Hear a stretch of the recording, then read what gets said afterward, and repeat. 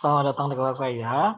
Pada kesempatan kali ini kita akan mempelajari tentang indikator kesehatan dalam kedaruratan. Ya, jadi mungkin pada semester sebelumnya ya saudara mungkin sudah belajar atau pada pertemuan sebelum-sebelumnya saudara sudah belajar mengenai kedaruratan, mungkin mengenai beberapa indikator kesehatan juga gitu ya. Dan sekarang mungkin kita akan pelajari bagaimana indikator kesehatan di saat terjadinya kedaruratan ya. Jadi mungkin kita ulang sedikit ya bahwa kedaruratan adalah salah satu tahapan dalam suatu siklus bencana di mana eh, bencana ini kan diawali memang dengan adanya pra-bencana atau sebelum terjadinya bencana ya. Nah, di situ kita melakukan upaya mitigasi dan juga upaya kesiapsiagaan sebagai cara untuk bukan menyambut ya, sebagai cara untuk mempersiapkan datangnya bencana karena bencananya belum terjadi. Nah, kemudian yang kedua yaitu adalah saat tanggap darurat. Nah, saat bencana maksudnya. Nah, dan saat bencana ini yaitu bencananya sedang terjadi atau sesaat setelah bencananya sedang terjadi. Nah, saat itulah yang disebut dengan saat bencana gitu ya. Nah, dan yang kita lakukan adalah upaya tanggap darurat. Artinya adalah upaya yang dilaksanakan pada saat bencananya itu masih sedang terjadi atau sesaat setelah bencananya itu terjadi seperti itu. Nah, kemudian tahapan yang ketiga dari siklus bencana adalah pasca bencana atau setelah bencananya selesai dan tidak ada lagi potensi-potensi ataupun resiko-resiko dari bencana itu sendiri yang langsung dari bencananya gitu. Maka artinya di situ bencananya sudah reda gitu ya. Nah, dan di situ upaya yang dilakukan adalah upaya pemulihan baik berupa penyembuhan, pengobatan bagi korban misalnya ya atau pasien atau korban yang diakibatkan oleh bencana. Kemudian ada lagi rekonstruksi, yaitu pembangunan kembali sarana dan prasarana yang rusak akibat bencana. Nah, jadi ada 3 nih secara umum ya tahapan bencana dan tanggap darurat atau kedaruratan itu memang dilaksanakan pada saat bencana ya. Jadi ketika bencananya sedang terjadi atau sesaat setelah bencananya telah terjadi. Tapi belum usai gitu ya, jadi kayak sesaat gitu ya, paham ya maksudnya? Jadi dalam jangka waktu yang sangat pendek dengan jarak saat terjadinya bencana. Nah, selanjutnya indikator adalah ukuran yang mencerminkan keadaan populasi dalam berbagai hal, juga dapat mencerminkan suatu proses dan juga hasil. Nah, jadi indikator itu adalah suatu ukuran gitu ya. Nah, kita kita highlight saja ya supaya tidak pusing-pusing menghafal karena yang penting sebenarnya kan memang adalah pemahaman gitu ya, bukan menghafal. Nah, jadi indikator adalah ukuran yang gunanya tuh untuk mencerminkan suatu proses ataupun hasil gitu ya. Nah, kemudian kedaruratan ini yang tadi ya, keadaan kritis yang terjadi secara cepat yang mengancam kehidupan dan kesejahteraan masyarakat. Dan biasanya keadaan kritis ini terjadi pada saat bencana ya atau ketika bencana sedang terlangsung maupun ketika sesaat setelah bencana berlangsung. Sedangkan indikator kesehatan dalam kedaruratan adalah indikator kesehatan atau ukuran-ukuran ya di dalam bidang kesehatan gitu ya, yang dilihat saat keadaan kritis sesaat setelah bencana terjadi. Dan seperti istilahnya, indikator yang digunakan untuk mencerminkan proses dan hasil, maka dari indikator kesehatan ini diharapkan nanti akan tergambar bagaimana proses, bagaimana bagaimana hal-hal yang sedang berlangsung gitu, bagaimana status kesehatannya kah mungkin, bagaimana nasib secara riwayat maupun nasib secara kesehatannya kah gitu ya, ketika terjadi sesaat setelah bencana terjadi atau pada saat kedaruratan seperti itu ya. Jadi ukuran yang dalam bidang kesehatan ada beberapa ya ukuran indikator-indikator dalam bidang kesehatan ada beberapa ya kayak yang sudah pernah dipelajari seperti kayak mortality ya, kemudian apalagi misalnya mengenai penyakit ya, kemudian makanan minuman, kemudian kecukupan sarana dan lain-lain. Nah, itulah yang akan kita pelajari pada pertemuan ini. Nah, selanjutnya kita lihat apa urgensi atau apa pentingnya. So why we have to learn this topic gitu ya. Nah, jadi dalam rangka merencanakan dan melaksanakan bantuan dalam keadaan darurat, maka penting untuk mengetahui status kesehatan penduduk yang terkena dampak dan untuk menilai kebutuhan vitalnya. Jadi dengan kita mempelajari indikator kesehatan pada saat keadaan darurat ini gitu ya, Maka kita jadi dapat nih mengetahui bagaimana kesehatan penduduk yang terkena dampak dari ini ya, dari bencana. Mungkin kita bisa tahu bagaimana kesehatannya, apakah dia terkena penyakit tertentu ya, apakah dia kekurangan sarana prasarana tertentu gitu ya. Kemudian apakah dia kekurangan makan. Jadi tergambarlah dari sana, maka dengan adanya gambaran-gambaran dari status tersebut, maka akan dapat digunakan untuk orang-orang yang merencanakan bantuan gitu ya, atau melaksanakan bantuan. Jadi kayak misalnya di daerah A ternyata setelah dikaji ya, setelah diteliti, setelah dikaji, setelah diobservasi, ternyata indikator kesehatannya di poin kecukupan air ternyata buruk gitu ya. Misalnya kayak di sana tuh mungkin sumber air bersihnya minim sekali, bahkan hampir tidak ada. Nah, maka orang-orang yang merencanakan bantuan jadinya akan mengusahakan bagaimana memberikan bantuan air bersih ke daerah tersebut gitu ya. Atau misalnya di daerah B terjadi misalnya kondisinya adalah kekurangan makanan gitu ya, makanan pokok gitu.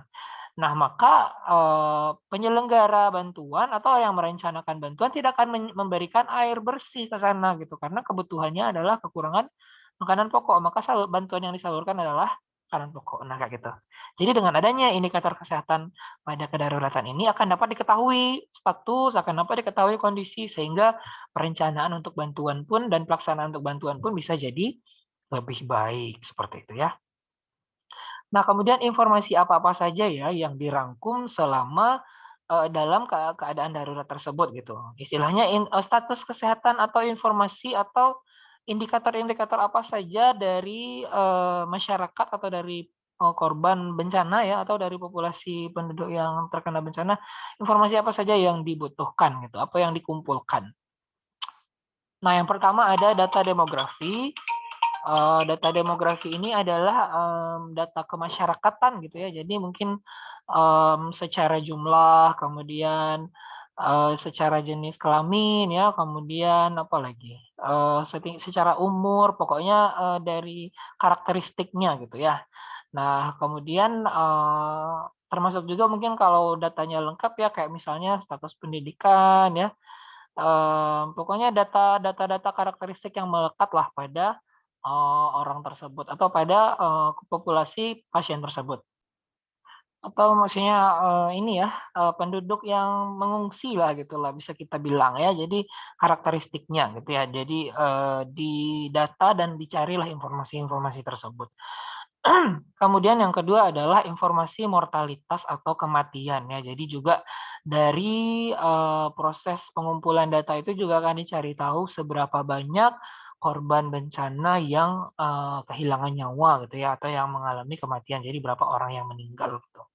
Kemudian lagi ada informasi mengenai morbiditas ya, artinya di sini akan dikaji atau diobservasi apa-apa saja penyakit yang ada pada kalangan para pengungsi gitu atau para korban bencana ya. Jadi akan dilihat apa-apa saja, apakah ada penyakit menular, apakah penyakit tidak menular, kemudian dia sakit menularnya sakit apa gitu ya. Apakah berbahaya buat orang lain atau penduduk lain yang berada juga di lokasi pengungsian yang sama gitu dan lain-lain. Jadi itu juga diketahui ya. Kemudian ada lagi status gizi ya. Jadi dari indikator status gizi juga akan dicari tahu atau dipelajari atau dikaji ya. Jadi akan didapatkan nanti misalnya apakah populasi pengungsi yang di bagian A misalnya di daerah A misalnya ya mungkin sumber makanan atau kecukupan makanan di sana cukup sehingga kecukupan gizi status gizinya juga bagus gitu ya di daerah tersebut gitu. Jadi mungkin anak-anaknya tidak ada yang kelaparan, tidak ada yang kekurangan karbohidrat, misalnya tidak ada yang kekurangan vitamin misalnya. Nah, jadi kalau misalnya sudah diketahui daerah tersebut bagus, maka status gizinya, maka bantuan berupa makanan dan minuman untuk meningkatkan status gizi jadi tidak diberikan ke sana gitu ya, tapi diberikan ke daerah lain yang mungkin status gizinya kurang baik gitu. Mungkin di tempat lain ada yang kekurangan makanan karbohidrat misalnya ya, atau mungkin ada yang kekurangan apa contohnya, vitamin, mineral gitu, maka diberikanlah makanan-makanan yang bergizi tersebut ke daerah yang status gizinya kurang baik. Nah, kemudian informasi yang juga dirangkum adalah imunisasi ya. Jadi akan didata nih dari semua korban bencana, dari para pengungsi, apakah semuanya sudah terimunisasi penyakit tertentu, misalnya kayak apakah semuanya sudah pernah imunisasi campak atau belum ya. Karena sering terjadi juga ya di daerah bencana itu menularlah penyakit campak gitu dari satu atau dua orang kepada orang lain yang juga tidak pernah mengalami atau menerima imunisasi, gitu ya. Nah, kemudian yang terakhir data yang juga dikumpulkan ya, yaitu kebutuhan vital seperti makanan, kemudian minuman, sumber air bersih, kemudian ketersediaan pakaian dan selimut ya. Itu juga adalah kebutuhan-kebutuhan yang harus segera dipenuhi agar para pengungsi dapat melangsungkan menjaga kesehatannya gitu ya dan dapat melangsungkan kehidupan dengan baik walaupun lagi situasi gawat darurat gitu ya. Kemudian apa sih fungsi dari indikator kesehatan dalam kedaruratan? Apa fungsinya? Yang pertama untuk mengukur dan menggambarkan efek dari bencana pada populasi.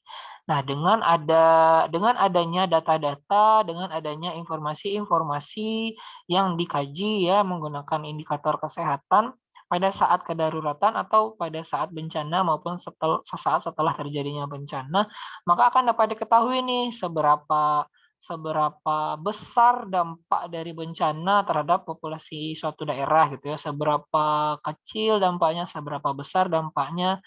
Misalnya kalau kita contohkan ya, misalnya bencana gempa bumi dan tsunami pada tahun sekian ya di daerah A misalnya. Nah, itu menimbulkan korban jiwa sebanyak 100.000 orang misalnya ya. Nah, maka itu bisa kita asumsikan bahwa itu adalah bencana yang besar sekali ya, bahkan efeknya juga sampai menyebabkan kematian dengan sebanyak itu gitu. Atau mungkin bisa juga kita contohkan bencana di suatu daerah B ya, misalnya bencana banjir itu tidak ada korban jiwa, cuman ada korban yang istilahnya jadi mengalami penyakit seperti gatal-gatal ya, ya ada sekitar 10 orang, kemudian ada yang terluka karena menginjak benda tajam atau apa di dalam banjir gitu mungkin hanya 2 orang. Nah, itu mungkin secara asumsi bisa kita asumsikan bahwa mungkin dampak bencananya tidak begitu besar atau bencananya juga mungkin bencana yang tidak begitu besar seperti itu. Nah, jadi bisa diperkirakan efek dari bencana tersebut pada populasi gitu dengan adanya indikator ini. Kemudian yang kedua menyediakan dasar pengukuran yang membantu menentukan hasil dari penanganan ya. Jadi dengan adanya data-data dan informasi dari indikator kesehatan ini maka akan dapat diketahui gitu ya langkah apa yang sebaiknya dilakukan gitu. Apa upaya yang harusnya diberikan untuk membantu atau meminimalisir dampak dari bencana terhadap kesehatan pada para pengungsi dan juga korban bencana ini gitu ya. Jadi bisa lebih di apa ya istilahnya, lebih lebih efektif lah gitu, lebih tepat sasaran lah gitu nantinya upaya yang dilakukan maupun usaha intervensi yang dilakukan.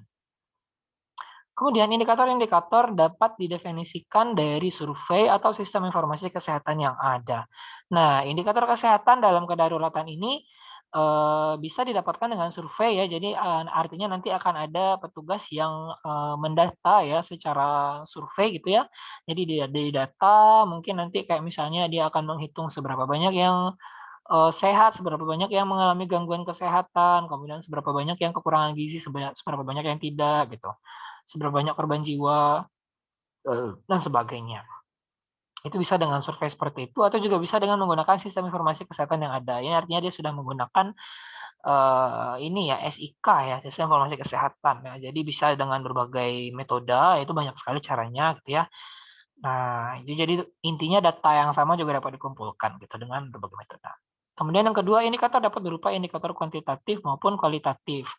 Yang indikator kuantitatif misalnya angka insiden ya, angka prevalensi, kemudian angka kesakitan, angka kematian dan lain-lain gitu ya. Jadi artinya ada angka, ada quantity di sana, ada kuantitas.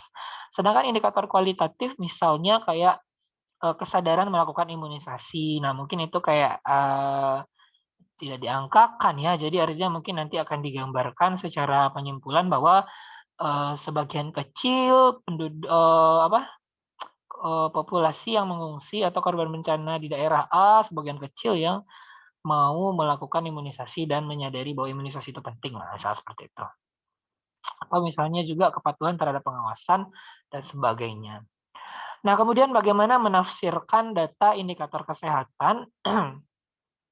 Jadi ada beberapa poin nih yang kita lihat di sini gitu ya. Dan masing-masing tuh ada, ininya gitu ya, indikatornya gitu ya. Nah, ini ada beberapa, coba kita lihat dulu sebentar ya, ini ada 4 ya, menafsirkan data indikator kesehatan. Yang pertama dari indikator demografi, yang tujuannya untuk menilai struktur populasi, memperkirakan total populasi beserta subkelompok, dan memperkirakan penduduk rentan seperti wanita hamil, anak-anak, dan sebagainya. Nah, indikatornya antara lain ada misalnya total populasi berapa ya. Jadi misalnya di daerah A jumlah pengungsinya berapa, di daerah B yang berdempetan mungkin total populasinya berapa yang mengungsi gitu ya. Kemudian yang kedua struktur populasi seperti rasio, ukuran rumah tangga rata-rata, proporsi anak-anak di bawah 5 tahun, proporsi ibu hamil, piramida usia, dan lain-lain.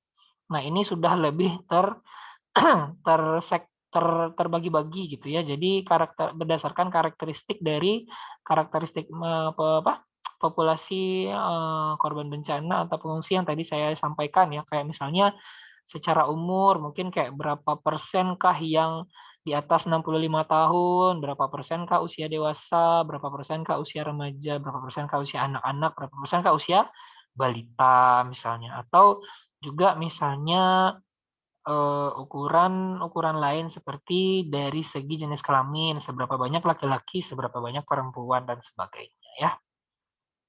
Kemudian yang kedua adalah indikator status kesehatan. Nah, jadi seperti yang dilihat itu antara lain mortalitas atau kematian ya.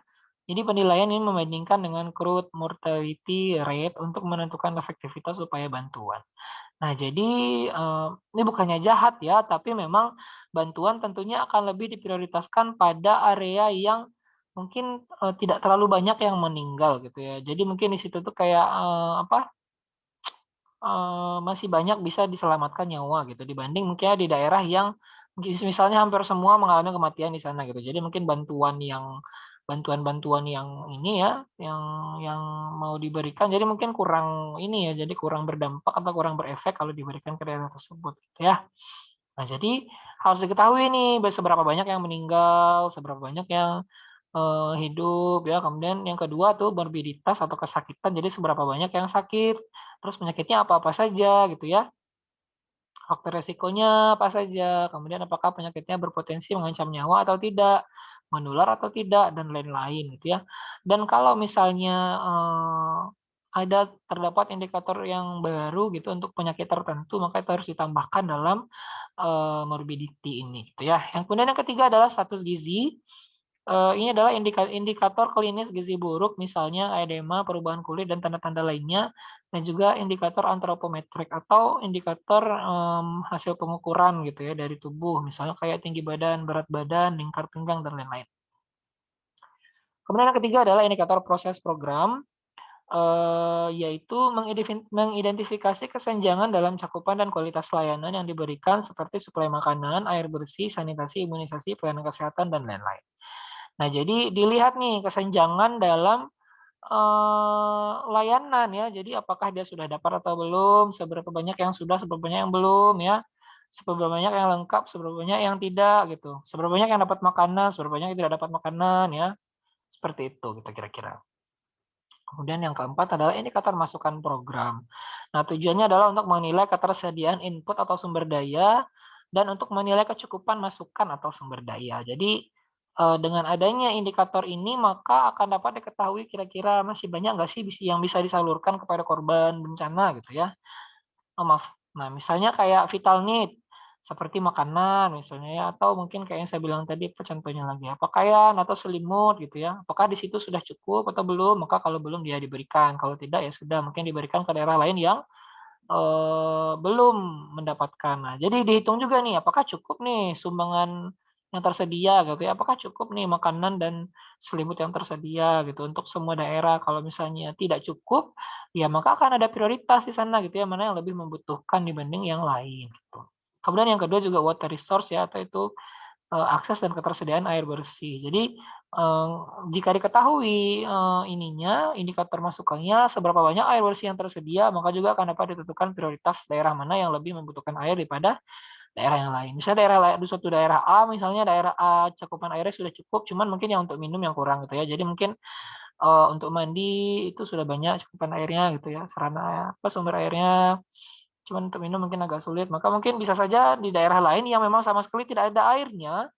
Nah, maka ya daerah lain yang tidak ada air itulah yang akan disalurkan mungkin bantuan airnya. Sedangkan untuk daerah yang pertama tadi, ya mungkin bisa diakali dengan dia bikin saringan misalnya, atau dia memasak air gitu ya, dan lain-lain. Nah, selanjutnya adalah standar minimal.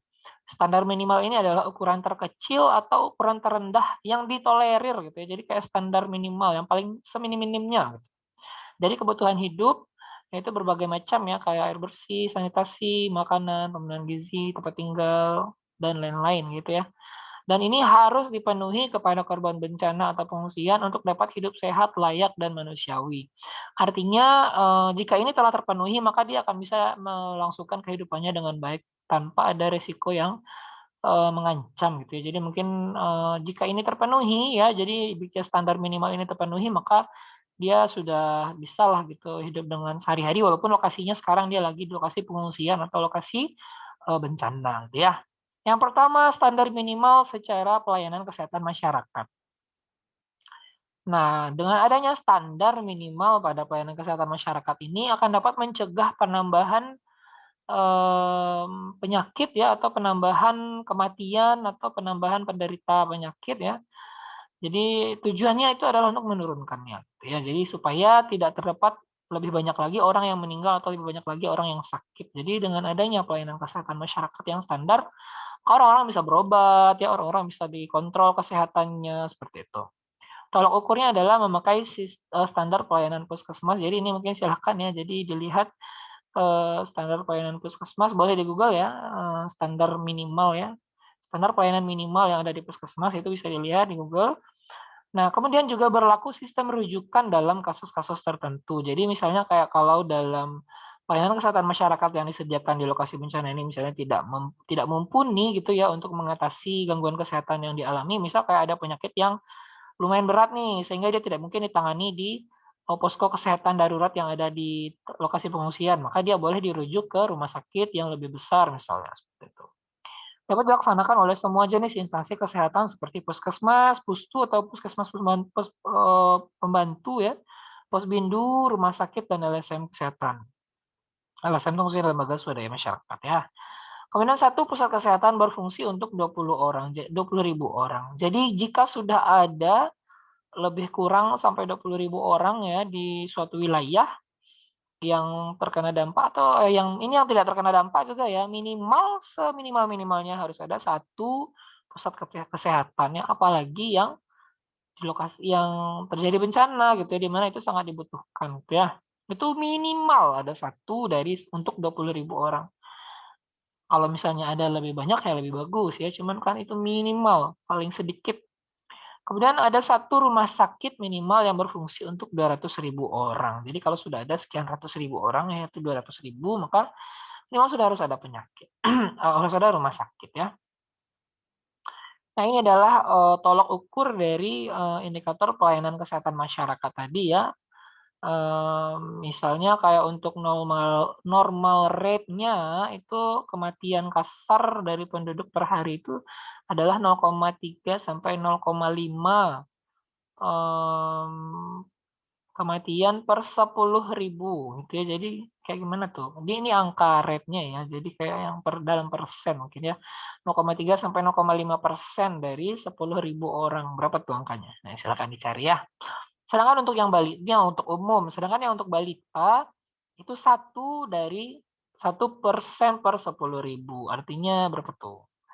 Paling banyak ya tolok ukurnya ya, paling minimal seminimal-minimalnya gitu kematiannya segitu ya. Oh enggak, ini bukan ini ya, ini kayaknya satu orang deh ini ya. Kayak 1/10.000 ya. Kemudian yang kedua adalah darurat terkontrol ya, ini adalah kurang dari 1/10.000 kalau untuk tingkat kematian kasarnya, sedangkan pada balita kurang dari 2 ya. Kemudian untuk yang darurat kerusakan serius lebih dari 1 penduduk per hari ya, per 10.000 penduduk. Kemudian ada lagi yang tingkat kematian balitanya itu lebih dari 2 gitu ya per 10.000 ya. Kemudian darurat tidak terkontrol lebih dari 2 per 10.000 penduduk per hari, tingkat kematian kasarnya, dan untuk pada balita adalah 4 per 10.000 per hari gitu. Dan sedangkan untuk yang kerusakan berat itu kalau yang tingkat kematian kasarnya lebih dari 5 per 10.000 penduduk dan per hari, dan kalau yang balita itu tidak ada tolak ukurnya ya, tidak ada angkanya. Yang kedua adalah standar minimal pelayanan kesehatan jiwa. Nah, jadi ada ini ya, karena pada saat terjadinya kedaruratan itu mungkin banyak yang stres atau trauma ya. Ini ya, karena kejadian bencana yang dialami mungkin begitu hebat dan begitu dahsyat sehingga dia terbayang-bayang gitu, walaupun bencananya sudah lama berlalu akhirnya masih tetap terbayang-bayang juga gitu ya, stres tadi ya, mungkin ada trauma gitu ya. Nah, pelayanan kesehatan jiwa untuk yang stres pasca trauma ini bisa dilakukan di lini lapangan atau di lokasi pengungsian itu ya, hingga ke rujukan tertinggi. Artinya juga bisa dilakukan di rumah sakit jiwa gitu ya, maupun di rumah sakit umum pusat misalnya ya. Pokoknya dia juga berlaku sistem rujukan. Tapi kalau misalnya bisa dilakukan di lokasi dan bisa selesai di sana, ya sudah dilakukan di lokasi dan diselesaikan di sana gitu ya. Kemudian kegiatannya antara lain adalah penyuluhan kelompok besar untuk yang lebih dari 20 orang, kemudian ada ahli psikologi, kemudian konseling sesuai kemampuan, artinya ya sebisanya gitu ya. Kalau misalnya cuma tenaga yang ada tidak lengkap ya, yang untuk yang ahli psikologi atau yang orang yang mampu ya, jadi artinya dia boleh dilakukan oleh orang lain sesuai dengan kemampuannya tersendiri. Kemudian sesuai dengan kewenangan dari kadar-kadar masyarakat atau petugas gitu ya, yang mana itu juga bisa relawan yang datang ke sana atau lembaga swadaya masyarakat atau LSM ya. Kemudian persyaratan sarana rujukan post traumatic stress atau PTS, antara lain misalnya puskesmas, kemudian rumah sakit umum, klinik psikologi, dan rumah sakit khusus jiwa ya. Jadi minimal terdapatlah sentra untuk bantuan bagi yang mengalami gangguan kejiwaan seperti stres pasca trauma ya, maupun penyakit lainnya, gangguan jiwa lainnya gitu ya. Mungkin banyak yang sampai gejala fisik ya gara-gara pikiran doang misal, itu juga bisa dikonsultasikan dan ditangani oleh ahli psikologi maupun juga oleh relawan dan LSM. Kemudian standar minimal selanjutnya adalah pencegahan dan pemberantasan penyakit menular. Nah, yang dilakukan yang paling urgent dilakukan ya untuk mencegah penularan penyakit adalah dengan melakukan vaksinasi yang harus segera. Jadi harus segera, tidak boleh ditunda-tunda ya, harus segera dilakukan saat tenaga kesehatan, vaksin, dan peralatan dan perlengkapannya sudah tersedia. Jadi kalau misalnya belum ada alat vaksinnya, belum ada bahan vaksinnya, belum ada tenaga yang melakukan vaksin, ya sudah mau bagaimana lagi gitu ya, terpaksa menunggu. Tapi setelah ada, maka harus langsung segera diproses gitu ya, secepat mungkin supaya meminimalisir terjadinya penularan penyakit-penyakit di lokasi pengungsian atau di lokasi yang terkena dampak dari bencana. Kemudian tolak ukur kuncinya adalah bila muncul satu kasus campak, maka segera dipantau status vaksin dari si pasien. Artinya dicari tahu apakah dia sebelumnya sudah pernah vaksin campak atau belum. Atau misalnya kita harus mendata juga nih dari kelompok yang sama di daerah tersebut apakah sudah pada pernah gitu divaksin campak. Karena apa? Karena kalau belum pernah maka akan ada risiko dia itu tertular gitu ya. Karena memang campak ini adalah penyakit yang bisa dicegah dengan vaksin gitu ya, karena ada sistem apa ya istilahnya, kekebalan yang tercipta dengan adanya vaksin gitu ya, yang spesifik untuk penyakit campak saja gitu. Sedangkan penyakit lain ya juga harus dipastikan juga apakah status, vaksin terkait penyakit tersebut juga sudah atau belum ya. Vaksin anak 6 bulan sampai 15 tahun dan pemberian dosis vitamin A adalah kuncinya gitu. Artinya anak-anak di bawah 15 tahun itu memang rentan ya terkena penularan penyakit atau tertular penyakit karena memang mungkin daya tahan tubuhnya tidak sekuat orang dewasa. Maka harus segera diberikan vaksin, kemudian harus juga segera diberikan dosis vitamin A dengan dosis tertentu ya supaya dia menjadi tidak gampang terkena penyakit akibat penularan dari virus yang ada di lokasi pengungsian ataupun pada daerah yang terkena dampak bencana. Kemudian cacar air, 10% dari penduduk 6 bulan sampai 15 tahun yang belum diimunisasi. Artinya, diperbolehkan cuma segitu gitu ya, kalau ukurnya gitu ya.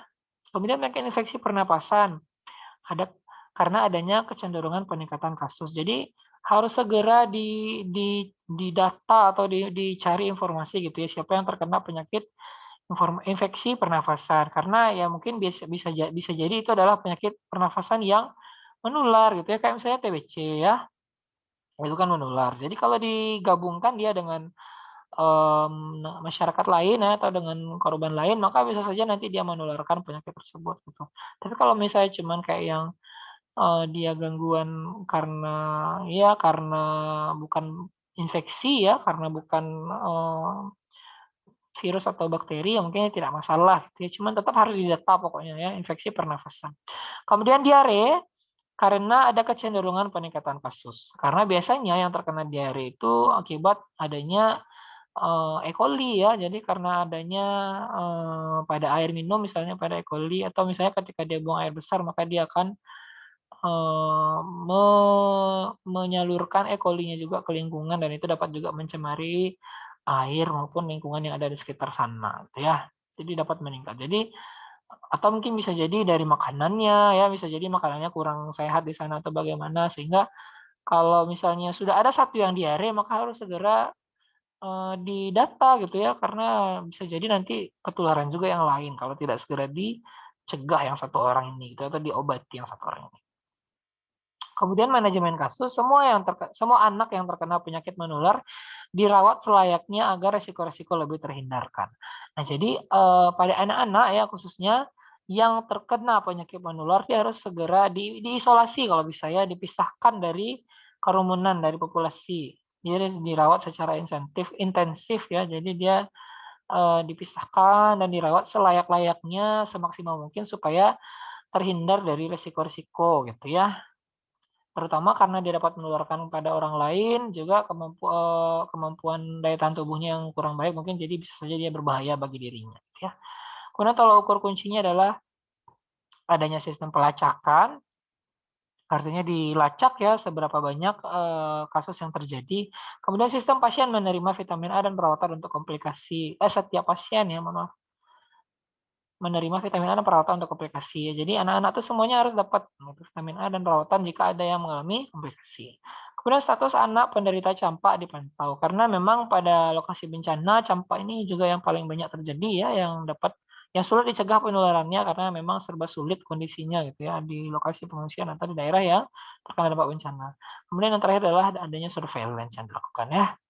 Kemudian standar minimal selanjutnya adalah gizi dan pangan. Antara lain ketersediaan makanan yang bersih dan layak gitu ya, sehingga makanan itu pun bukan makanan yang bisa dimakan aja, tapi juga makanan yang ada nilai gizinya gitu ya. Karena jangan sampai nanti, diberikan makanan tapi tidak ada nilai gizinya sehingga bisa menimbulkan kekurangan gizi. Contoh yang diberikan hanya Indomie gitu ya, jadi tidak ada sayur ya, tidak ada lauk ya. Jadi mungkin yang terpenuhi yang hanya karbohidrat ya dari makanan tersebut. Sedangkan zat gizi lain yang tidak ada gitu ya. Ya kalau mungkin sehari, 2 hari, 3 hari, atau seminggu mungkin bisa kali ya gitu ya. Tapi kalau kayak yang sudah beberapa hari, maka tentunya akan muncul masalah kesehatan baru nih akibat kekurangan, gizi-gizi tertentu. Nah, bagaimana tolak ukurnya itu dengan melakukan surveillance gizi seperti adanya registrasi pengungsi ya. Jadi semua pengungsi itu terdata dari awal dia masuk. Jadi jangan sembarangan aja dia dimasuk-masukkan ke dalam gitu ya. Karena kita kan perlu tahu nih status gizinya, kita perlu tahu juga status kesehatannya gitu. Sehingga nanti kalau didapatkan data yang baik, maka akan dapat tergambar gitu, apa yang dibutuhkan di kelompok tersebut gitu. Kemudian pengumpulan dan dasar gizi. Jadi, ini mirip dengan yang di atas tadi ya, jadi dikumpulkan informasi dasar dari status gizinya gitu, atau dibutuhkan informasi-informasi terkait status gizinya. Kemudian ada penapisan dan juga pemantauan dan juga evaluasi. Nah, kemudian yang kelima adalah standar minimal untuk lingkungan. Yang pertama adanya, dari segi oke maaf ya terputus ya tadi ada azan sebentar. Nah, yang kelima adalah standar minimal dari segi lingkungan ya. Yang pertama adalah untuk pengadaan air, tolak ukurnya adalah, persediaan air bersih harus cukup untuk memberi setidaknya 15 liter per orang per hari ya. Jadi, itu adalah kebutuhan, air bagi setiap orang ya. Jadi ada 15 liter sehari, artinya kayak untuk mandi, kemudian untuk bersih-bersih mungkin ya, kemudian mencuci, kemudian minum juga tuh ya, harus tidak-tidaknya 15 liter sehari. Jadi harus diupayakan pengadaan air yang baik. Kemudian volume aliran air di setiap sumber sedikitnya 0,125 liter per detik. Ini kalau ada sumber air yang istilahnya bisa tetap diberikan gitu ya, maka setidak-tidaknya alirannya harus se segitu derasnya gitu ya, kecepatan alirannya. Jadi tidak boleh yang terlalu kecil alirannya karena nanti bisa menimbulkan banyak gangguan seperti penumpukan ya, orang-orang yang menunggu dan lain-lain. Kemudian jarak pemukiman terjauh dari sumber air tidak lebih dari 500 meter, artinya,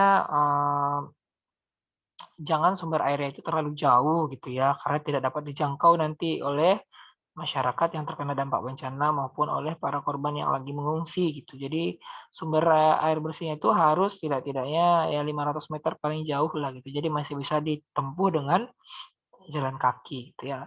Kemudian satu keran air itu diperuntukkan bagi 80 sampai 100 orang supaya tidak terjadi penumpukan yang terlalu banyak ya. Jadi orang-orang yang menggunakannya tidak terlalu banyak antri atau sampai bisa menunggu berjam-jam hanya demi seember air itu kan sedih sekali gitu ya. Jadi ya itu pokoknya standar tolak ukurnya ya, standar minimalnya.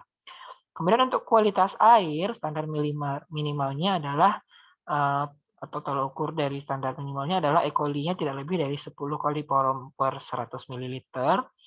Jadi harus seminimal mungkin E. coli yang ada di dalamnya gitu ya. Jadi lebih terjamin, airnya kalau dia itu kurang dari 10 koliforom per 100 mililiter.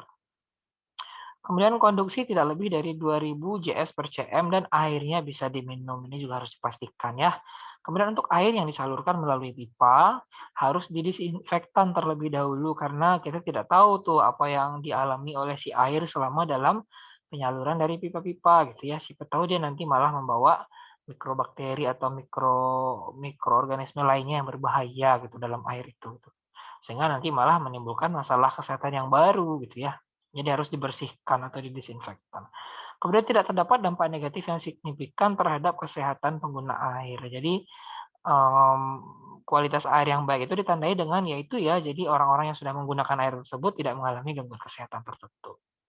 Nah selanjutnya untuk yang masih di lingkungan ya, yaitu prasarana tolak ukurnya setiap keluarga mempunyai satu alat pengambil air kapasitas 10 sampai 20 liter. Jadi setidak-tidaknya setiap keluarga itu harus punya 1 ember lah ya kira-kira untuk penampungan air untuk kebutuhan keluarganya di keluarga itu gitu. Kemudian semua semua orang ya, setiap orang berarti semua semua orang literally ya, setiap orang mendapatkan ukuran sabun ukuran 250 gram per bulan. Jadi dia untuk mandi kegunaannya ya, atau untuk, cuci dan kakus ya juga harus dia ada. Kemudian bila terdapat kamar mandi umum harus cukup banyak jumlahnya. Nah ini juga gunanya untuk menghindari adanya antrian atau, penumpukan dari, orang-orang yang mau, menggunakan kamar mandi tersebut atau bahkan mungkin dia jadi nggak mau mandi gara-gara terlalu ramai gitu ya. Nah itu yang nantinya kan menimbulkan masalah baru gitu.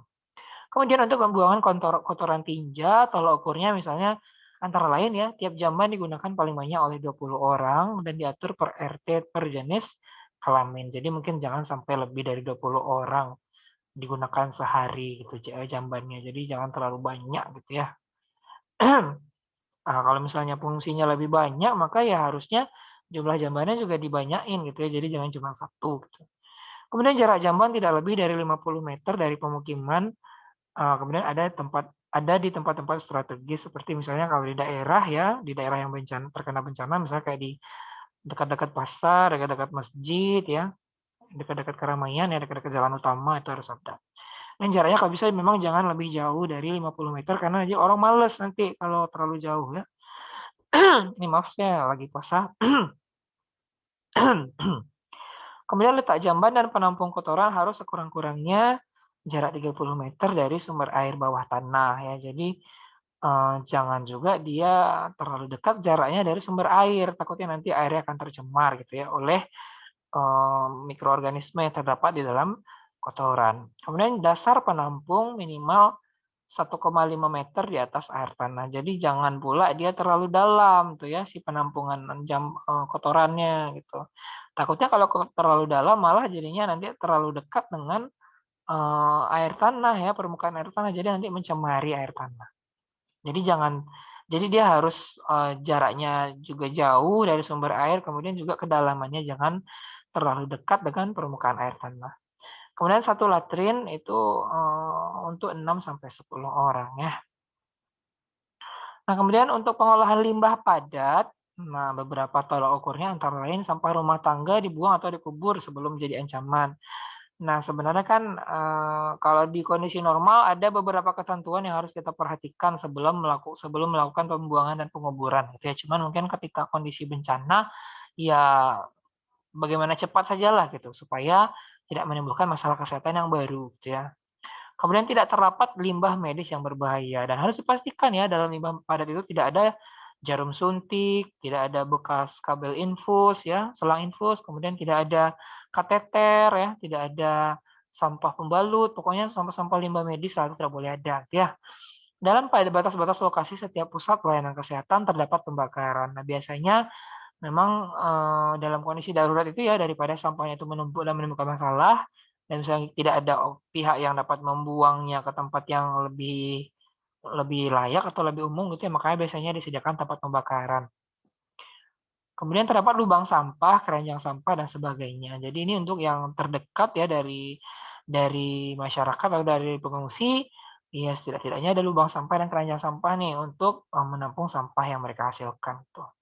Jadi jangan dibiarkan berserakan, jangan juga dibiarkan dia tuh kayak yang tidak ada tempat kayak gitu. Jadi jangan ya karena dapat menimbulkan masalah baru, misalnya kayak perkembangbiakan vektor ya, kemudian perkembangbiakan bakteri dan lain-lain sebagainya. Tempat pembuangan akhir untuk sampah berada di lokasi tertentu sehingga problem kesehatan dapat terhindarkan. Nah, jaraknya juga harus jauh dari pengungsian ataupun dari daerah yang terkena bencana ya, karena tentu saja kalau jaraknya dekat nanti dapat menimbulkan masalah kesehatan yang baru. Kemudian 2 drum sampah itu untuk 80 sampai 10 orang. 80 sampai 100 orang maksud saya ya. Jadi disediakan 2 drum yang besar ya, drum-drum yang sampah. Mungkin Anda paham ya maksudnya ya.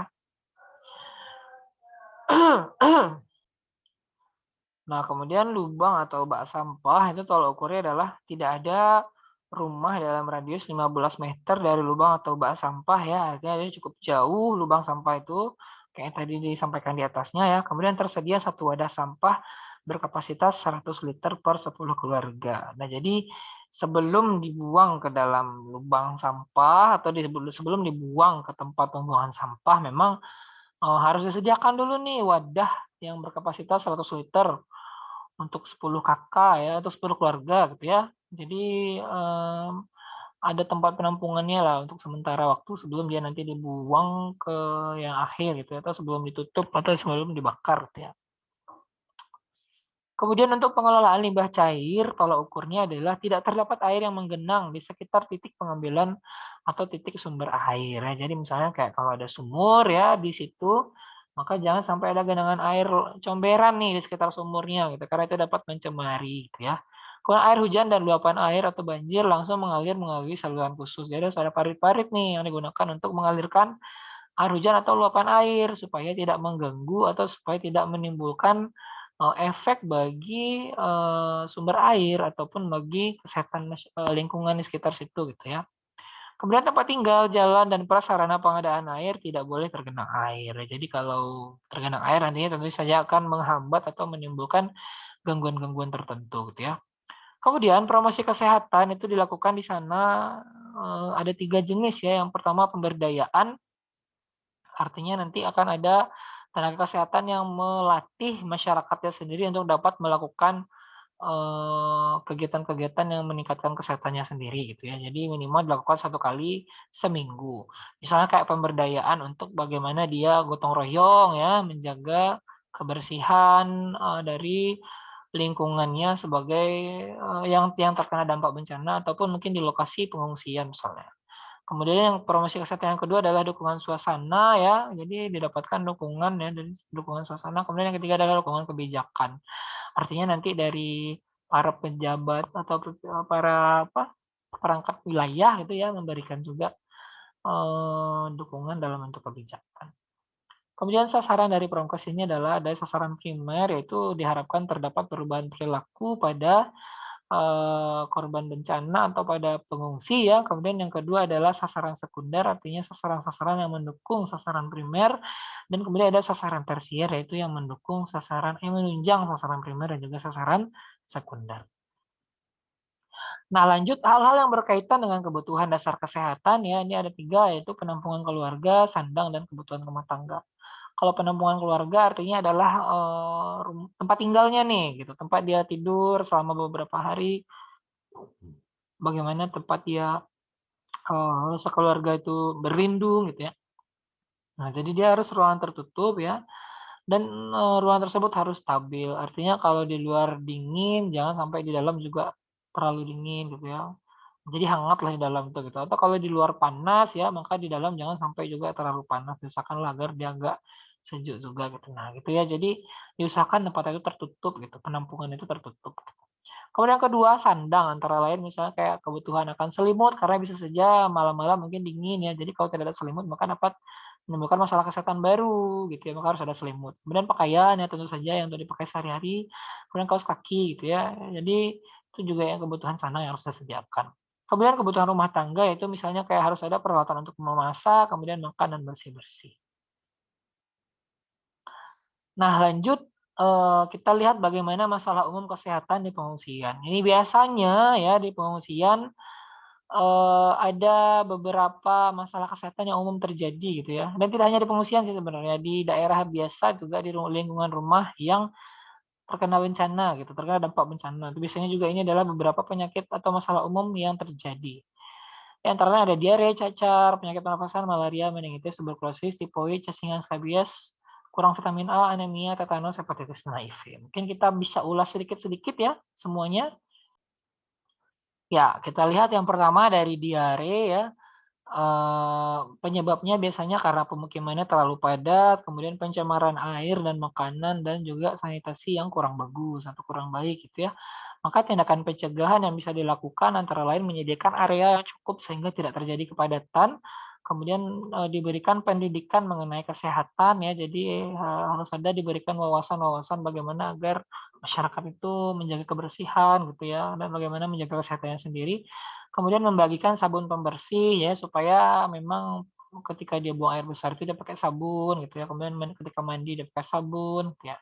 Kemudian kesadaran kebersihan makan dan pribadi juga harus diberikan gitu ya kepada para pengungsi atau para korban. Kemudian penyediaan air bersih dan makanan yang cukup. Jadi walaupun di lokasi yang kondisinya serba terbatas, maka tidak boleh ya ditawar-tawar. Air minum yang diminum harus bersih, makanan yang juga dimakan harus makanan yang bersih dan jumlahnya juga cukup gitu. Jangan sampai nanti ada kekurangan jenis makanan tertentu dan itu juga bisa menimbulkan diare gitu ya. Kemudian masalah kesehatan yang kedua adalah cacar ya. Ini biasanya juga diakibatkan karena pemukiman yang terlalu padat sehingga dia dapat menular. Kemudian adanya vaksinasi yang tidak berjalan. Nah, jadi upaya preventifnya adalah menyediakan area yang cukup dan juga memberikan imunisasi untuk khususnya pada anak balita gitu ya, karena biasanya mereka yang belum mendapat imunisasi. Sedangkan orang dewasa biasanya waktu balita mungkin sudah pernah dapat imunisasi sebelumnya. Itu yang cacar. Kemudian yang ketiga penyakit pernafasan, biasanya disebabkan oleh perumahan yang kumuh, kemudian kurangnya selimut dan pakaian ya, jadi mungkin secara suhu dan kelembaban ini ya. Kemudian merokok di tempat umum, sehingga dia menimbulkan gangguan paru bagi orang-orang lain, jadi perokok pasif tuh. Atau mungkin juga, perokok aktifnya sendiri juga bisa kena gitu ya. Kemudian upaya preventifnya adalah menyediakan area yang cukup, kemudian perlindungan yang cukup seperti pakaian yang layak, dan selimut yang memadai, kemudian memberantas tempat berkembang biaknya. Kemudian malaria, nah ini agak kurang ini ya, merentas tempat perkembangbiakan nyamuk. Hubungannya sama pernapasan agak bingung juga ya, ya mudah-mudahan.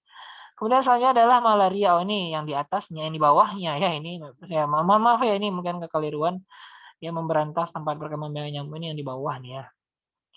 Nah, masalah penyakit selanjutnya adalah malaria ya. Jadi penyebabnya adalah tempat tinggal yang tidak terlalu kondusif ya. Jadi dia bisa jadi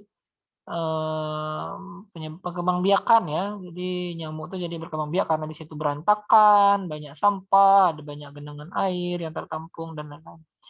Nah, langkahnya adalah dengan memberantas tempat berkembang biaknya nyamuk, kemudian melakukan penyemprotan dan juga menjaga kebersihan lingkungan, kemudian menyediakan obat pencegah yang aman untuk anak kecil dan ibu hamil.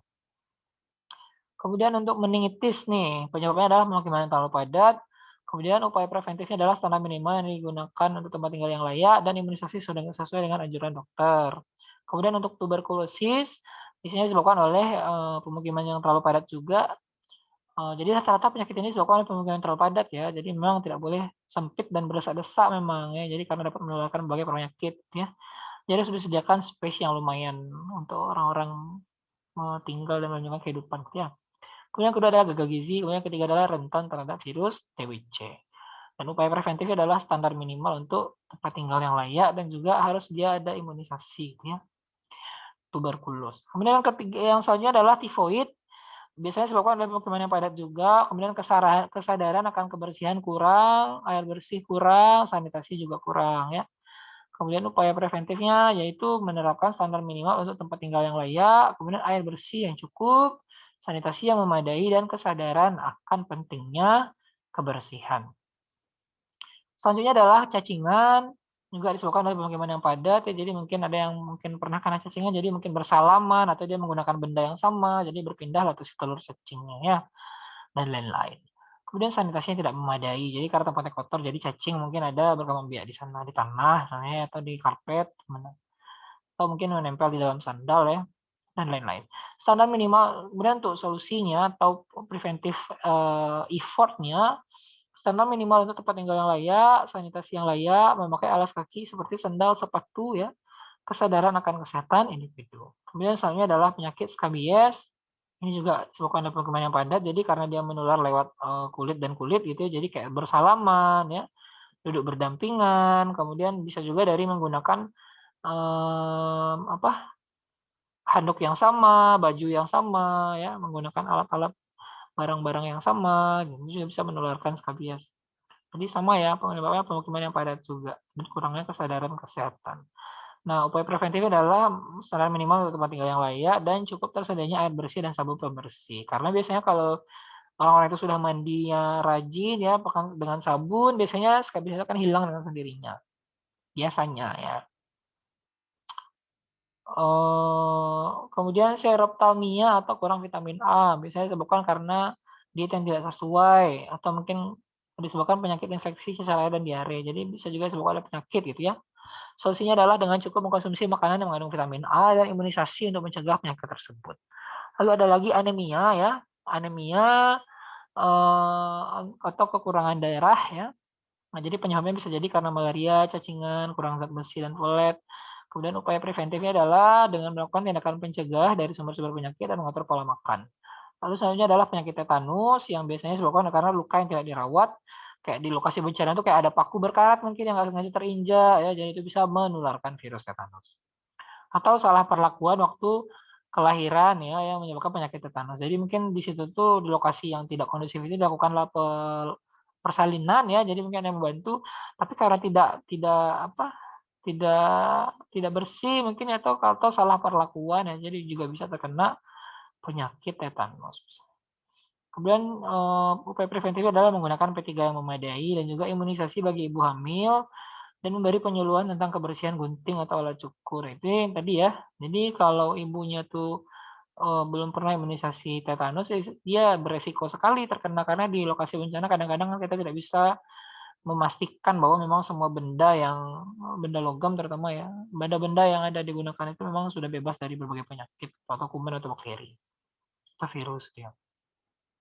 Kemudian penyakit hepatitis disebabkan karena lingkungan yang tidak bersih dan juga pencemaran air dan juga makanan. Upaya preventifnya adalah dengan penyediaan air bersih yang cukup, kemudian sanitasi yang memadai, dan transfusi darah yang aman. Yang terakhir adalah STD atau HIV, biasanya disebabkan karena tidak bermasyarakat.